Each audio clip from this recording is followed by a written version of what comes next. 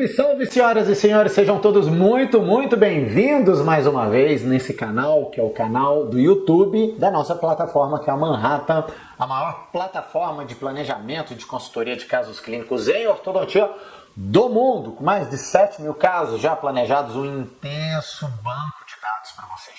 Seja novamente muito bem-vindos depois de um hiato, de um tempo muito grande que a gente ficou sem gravar conteúdos para vocês, conteúdos de ortodontia, conteúdos que estejam relacionados com a ortodontia. Então, mais uma vez, seja muito bem-vindo. E o porquê dessa aula de hoje? Essa aula de hoje, pessoal, é um pedido, não de um, mas de vários alunos que eu tenho a respeito das inteligências artificiais e qual o comprometimento ou qual as atribuições ou vantagens de se utilizar a inteligência artificial em nosso favor, em favor da especialidade ortodôntica.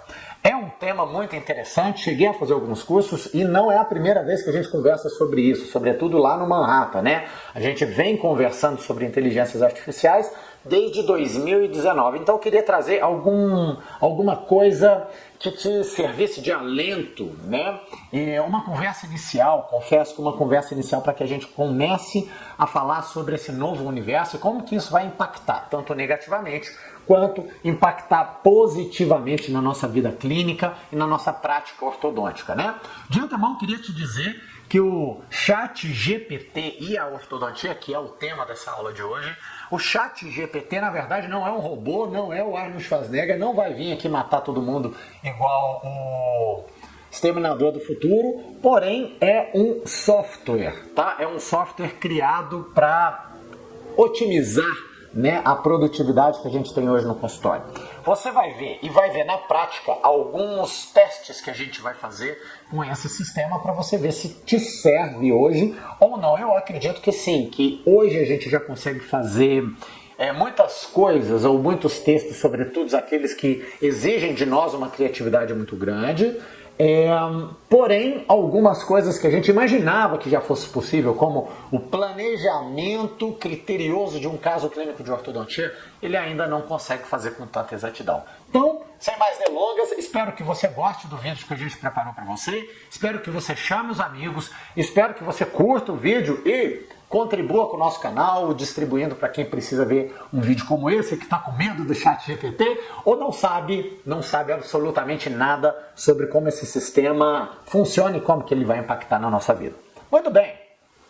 Então, o que é uma inteligência generativa, a qual pertence o ChatGPT? Bom, é uma tecnologia, como está escrito no nosso slide, com a capacidade de aprender a padrões complexos de comportamento a partir de uma imensa, se não infinita, base de dados. Ou seja, o ChatGPT não é um hardware, não é um robô, não é um computador, é um software, tá? É uma aplicação, é um aplicativo, Tô falando em espanhol. É um aplicativo que funciona através de um processo probabilístico, ou seja, através de softwares que desenvolvem sistemas estatísticos para determinar qual é a melhor resposta que você procura para um dado questionamento que é feito para ele. É assim que ele funciona. Então é um software que responde, aprende, sobretudo aprende com o contato e com as respostas geradas, mas é um software que utiliza toda a internet como base de dados para te determinar respostas que sejam mais assertivas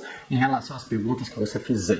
Isso é o conceito de uma inteligência generativa, uma inteligência que é capaz de aprender com as respostas que ela vai recebendo e, sobretudo, com os feedbacks que a gente consegue dar para esse sistema, tá? Então, as inteligências artificiais generativas, como o ChatGPT, como outras que produzem imagem, como é o caso do DALL-E, conseguem reproduzir conteúdos após um treinamento. Qual treinamento? Exatamente esse que a gente está fazendo hoje com o ChatGPT.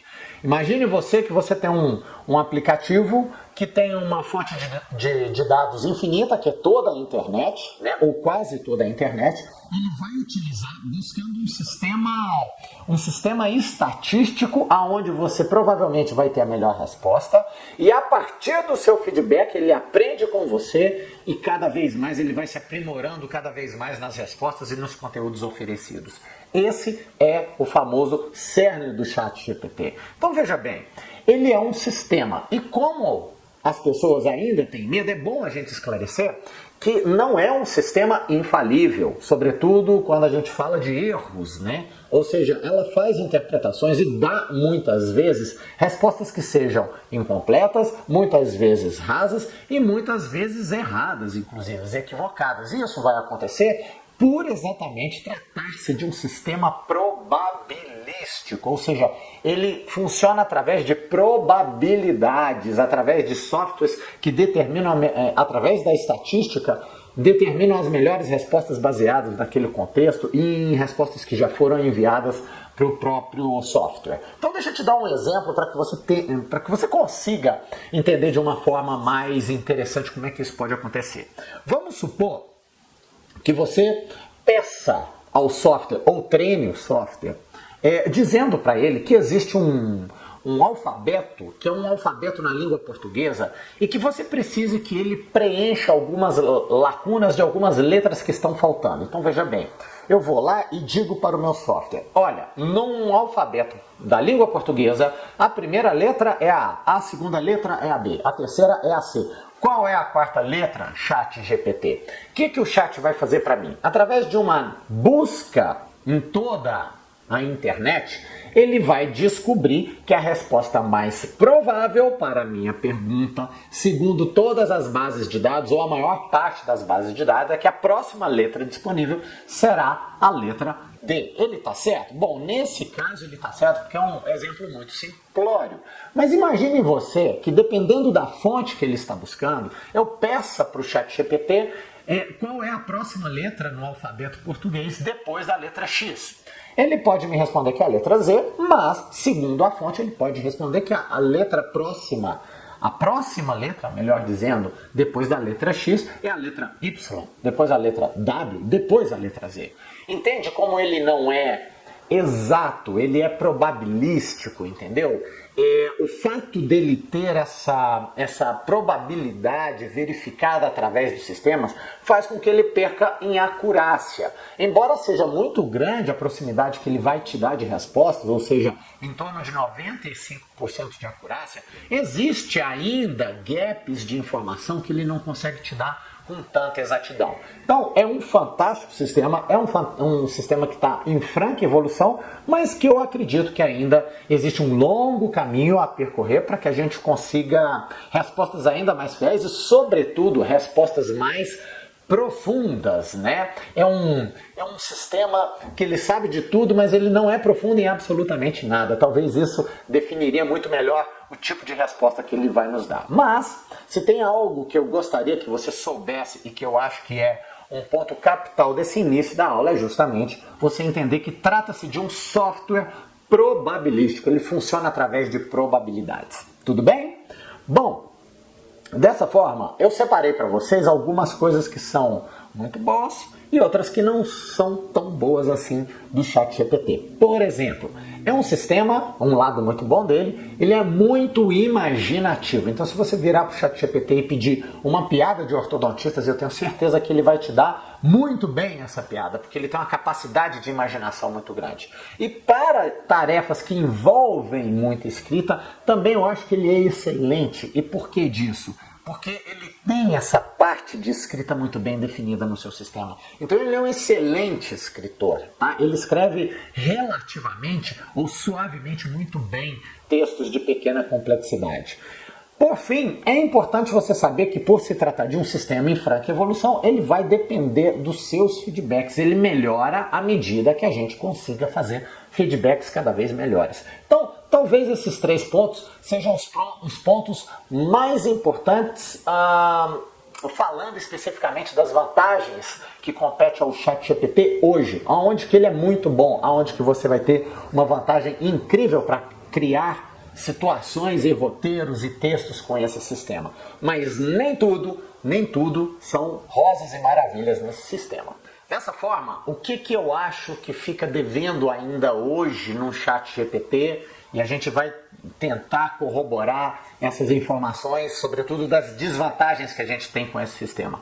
Bom, ele é péssimo com referências, ele é capaz de criar referências simplesmente que não existem, tá? E o mais interessante é que é um amigo que a gente tem muito prepotente, o ChatGPT. Ele acredita com a mesma veracidade uma referência que ele criou, da mesma forma que ele acredita que a referência que ele buscou na internet sejam igualmente verdadeiras. Isso é um problema ainda hoje. Então, quando eu vou fazer um trabalho científico, a gente tem que ter muito cuidado com as referências que ele vai nos dar, porque muitas delas não condizem com a realidade.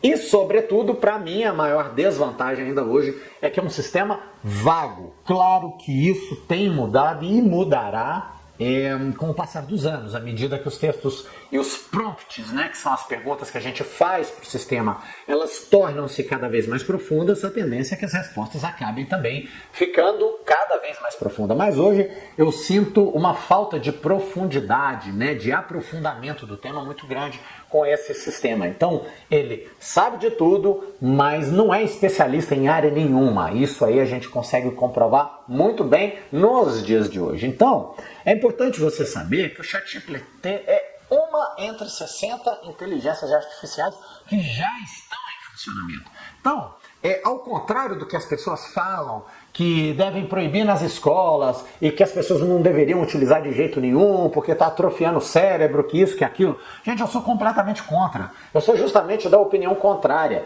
Eu acho que a gente não tem opção. A gente vai ter que trabalhar com esse tipo de sistema porque de agora em diante as produções que vão sendo criadas e o aumento da produtividade será tão grande, mas tão grande, que ficará impossível a gente não depender de um sistema como esse. Mudou, gente. A tecnologia, ela te empurra contra a parede. Você não tem a opção de não querer estar aqui. Você tem a opção de querer aprendê-la agora ou querer aprendê-la um pouco mais adiante. Mas deixar de utilizá-la, isso não vai acontecer. Por quê? Porque a tecnologia, ela não te dá uma possibilidade de você simplesmente não participar dela. Por exemplo, minha mãe adora vinil, né? Mas chega um momento em que o vinil não tem mais quem conserta a vitrola. Então onde que ela vai escutar os vinis dela?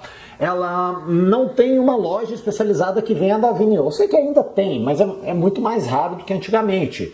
E quando aquele diamantinho que tem a ponta ali, que faz o toca-disco rodar, quando ele acabar, onde que você vai comprar um novo diamante para tocar na sua vitrola lá? Ou seja, não tem jeito, mãe. Por mais que você goste de disco de vinil, uma hora você vai ter que passar para o MP3, para o CD, o que quer que seja, porque a tecnologia ela te empurra contra a parede. Não é você não tem opção, entendeu? Em algum momento você vai precisar dela, tá? Então, voltando aqui no ChatGPT, saiba que ele é excelente com perguntas, ele é excelente com contratos que a gente tem que fazer com o paciente, contratos que a gente tem que fazer profissionalmente com outro dentista que vai trabalhar no nosso consultório e textos explicativos para o paciente, né?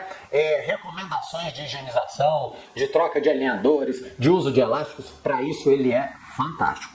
Porém, é péssimo para trabalhos acadêmicos, porque como eu disse para vocês, é um sistema que ainda confia da mesma forma uma referência bibliográfica que ele te dá verdadeira de uma referência bibliográfica totalmente criada por ele, né? Então isso tende a ser um problema nos trabalhos acadêmicos.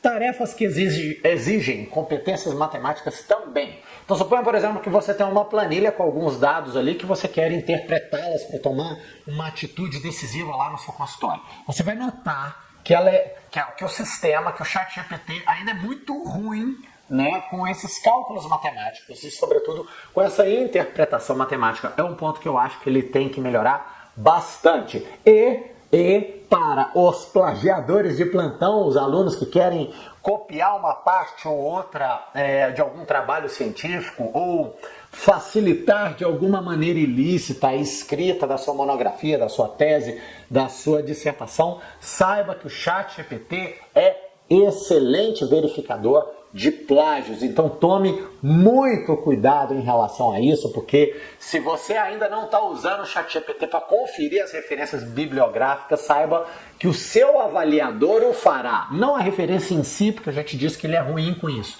Mas se você tomou textos de alguma maneira ilícita ou partes de um texto ilícito, ele vai conseguir identificar identificar de onde foi tirado isso da internet facilmente. Basta que você, no prompt, que é a pergunta, você vire para ele e peça para que ele atue como um verificador de plágios. Ele faz isso com primazia, tá bom? Bom, além disso, um outro ponto inicial que eu acho importante que você saiba é em que momento das inteligências artificiais a gente está hoje, né? E para isso eu coloquei aqui para você o gráfico do Gartner. O gráfico do Gartner, ele é fantástico porque ele foi criado em 2022 e se parece um pouco, né, com uma curva de Gauss. Na verdade são duas curvas de Gauss, uma ascendente, uma descendente, que demonstra não só aonde estamos em termos de evolução de inteligência artificial, mas que você pode inferir esses resultados desse gráfico para as demais tecnologias que aparecem, inclusive no mundo da ortodontia. Então tudo que aparece de novo no mercado, ele mais ou menos segue esse mesmo princípio aqui, ó. Deixa eu colocar aqui para você. Depois do gatilho inicial, né, a gente tem uma ascendente, onde a curiosidade ela é sempre instigada para que a gente saiba mais sobre a nova tecnologia, e isso vai criando uma curva ascendente de interesse de toda a população, né? Note que esse gráfico que foi colocado do Gartner de 2022, ele já mostra em que fase que nós estamos da inteligência artificial, sobretudo do ChatGPT. Note que essa parte aqui, ó, em azul claro, é de 2 a 5 anos depois que uma nova tecnologia é colocada no mercado. O azul mais escuro de 5 a 10 anos. Então, como a gente sabe que o ChatGPT tem mais de 5 anos e menos de 10 anos, a gente provavelmente ainda está aqui, ó, numa curva ascendente de curiosidade, onde todo mundo quer saber como é que funciona, como é que vai ser, se vai roubar meu emprego, se não vai roubar meu emprego, se vai ser um robô, se não vai ser, onde que eu utilizo isso, como é que eu posso colocar isso no meu negócio. Muito bem. Depois dessa fase, a gente atinge um pico das expectativas inflamadas, né? Aquele momento máximo onde o maior número de pessoas possíveis se interessam por aquele tema, começam a estudar e em seguida a gente vai cair no vale da desilusão. Ou seja, é onde começam a existir os primeiros problemas, é onde o uso da tecnologia esbarra em questões éticas, é onde começam a surgir os primeiros processos. A gente vê isso direto em odontologia. Aconteceu, por exemplo, com o implante, uma subida muito forte em relação ao conhecimento dessa nova tecnologia lá por volta de 2000, por exemplo. Depois a gente teve um pico onde existia mais especialidade de implantodontia do que estudantes de implantodontia. E depois um vale da desilusão, processo não dá certo, o implante cai e por aí vai. O mini implantes também sofreram nesse mesmo processo, para que depois você alcance aqui um insight, né, de iluminação até chegar num platô de produtividade, onde sobram as pessoas que realmente se dedicam àquela tecnologia, se dedicam a estudá-la, se dedicam a entendê-la melhor e dali vão viver daquilo ou utilizá-la de uma forma muito mais produtiva no seu negócio. Isso acontece com qualquer tecnologia, tudo bem? Nós hoje no ChatGPT estamos mais ou menos nessa curva aqui, ó, antes ainda do pico das expectativas infladas. E a gente tem um longo caminho, inclusive de desilusões, para tentar entender melhor essa nova tecnologia e utilizá-la de uma forma mais consistente e mais embasada cientificamente, que vai estar um pouco mais à frente, né, depois aí dos 10 anos de uso, né, dessa nova tecnologia. Então eu queria colocar esse gráfico para que você entendesse em que momento histórico a gente está. É um momento histórico e ele é importante do ponto de vista tecnológico. Tudo vai mudar, pessoal, tudo vai mudar porque a produtividade ela tende a aumentar e a gente tende a virar o olhar, depois de que isso esteja muito bem definido, para outras áreas, né? Não sei o que vai acontecer mais para frente, mas talvez o papel do ortodontista, o papel do dentista seja muito mais de questionar a inteligência, né? Criar bons prompts, boas perguntas para o sistema, do que propriamente lutar contra ela, entendeu? Utilizá-la como um recurso de produtividade e não simplesmente como um concorrente que vai vir tomar o seu emprego. Não é bem assim que isso funciona. Então, entrando agora diretamente na ortodontia, Para que eu poderia utilizar e devo utilizar muito bem o ChatGPT na ortodontia? Eu te diria que tudo que envolve uma escrita um pouco mais apurada pode se beneficiar com esse tipo de sistema. Por exemplo, eu preciso criar modelos de receituário para o meu paciente, ou modelos de receituário, melhor dizendo, para a minha clínica. Ele é ótimo, porque ele escreve muito bem isso, tá? Materiais de divulgação e marketing, peças de marketing, né? Peças de marketing digital, por exemplo, são fantásticos muitas vezes, os textos das artes, as copies que eles vão criar para a gente, né? Que ele vai criar para a gente, isso é muito bom. Definir estratégias de venda, a gente vai ver um exemplo aqui na prática de como isso funciona, pode ser algo muito interessante. Agora, um ponto capital é que quanto mais você entende do tema, quanto mais profundo, quanto mais especialista você é do tema, mais raso você vai entender que a resposta do ChatGPT é para você. Então, quando a gente, por exemplo, eu estou conversando com um especialista de ortodontia, né? Quando esse especialista conversa com o ChatGPT, ele começa a perceber que as respostas que são dadas pelo sistema não são tão profundas quanto o conhecimento que esse especialista tem. Isso pode talvez te frustrar num primeiro momento, mas lembre-se, é um sistema em franco aprendizado. E dessa forma, à medida que o tempo passa e os prompts, as perguntas feitas para o sistema tornam-se melhores, a tendência é que cada vez essas respostas tendam a ficar cada vez mais profundas também, tá? Contratos para pacientes, alguns termos técnicos, alguns termos jurídicos, ele vai entender muito bem sobre isso. Modelos de recomendações, como eu disse anteriormente, para trocar elástico, trocar alinhadores, modelos de higienização para o paciente, coisas que são mais para leigos, menos para especialistas. Ele é muito bom, muito mesmo. E coisas que eu, por exemplo, como professor de ortodontia, já estou usando e usando bem, são perguntas e avaliações. Então eu gosto muito de fazer perguntas de múltipla escolha ou mesmo perguntas discursivas. Ele tende a fazer isso de uma forma muito interessante. Porém, claro, sempre ainda, né, tem que ter a mão humana ali para fazer um ajuste, um refinamento nessas perguntas para que elas funcionem cada vez melhores. E-books, pode ser feito através do ChatGPT? Olha, até pode, desde que ele seja raso. Tá? Por quê? Porque, como eu te disse anteriormente, ele não te dá respostas muito profundas. Então, se você é um professor e quer fazer um e-book sobre mini implantes ortodônticos extra-alveolares em pacientes que têm pouco buccal shelf, por exemplo, ele não vai te dar um bom e-book sobre isso, porque ele não é tão profundo. Tá? Agora, se você pretende criar um e-book explicativo do que é ortodontia, para um ortodontista que está começando ou para um estudante que tem uma vontade de conhecer um pouco mais sobre a especialidade, é um excelente recurso. Por quê? Porque para contato inicial com a especialidade ortodôntica ele é muito bom. Para aquelas pessoas que não sabem o que é ortodontia, o que aborda o tratamento ortodôntico, pode ser um excelente recurso para você.